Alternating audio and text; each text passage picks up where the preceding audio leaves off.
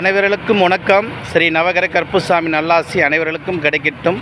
இன்றைக்கான பதிவு உங்களுக்கானது. இன்றைக்கு பார்த்திங்கன்னா பாவம் அப்படின்னா என்ன அப்படின்னா, நம்ம வாழ்கிறதுக்காக எத்தனையோ பாவங்களை நாம் செஞ்சுக்கிட்டு இருக்கிறோம்.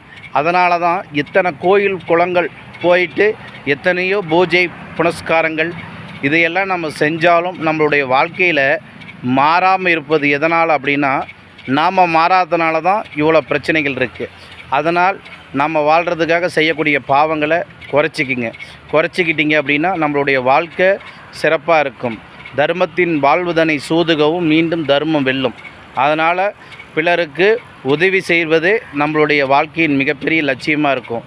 அப்போ நாம் எந்த அளவுக்கு ஒருத்தனுக்கு உதவி செய்கிறோமோ, பிறருக்கு வாழ்க்கைக்கு நம்ம அவனை வாழ வைக்கிறதுக்கான மற்றவனை வாழ வச்சு அதே வாழ்க்கையின் மிகப்பெரிய தத்துவம்.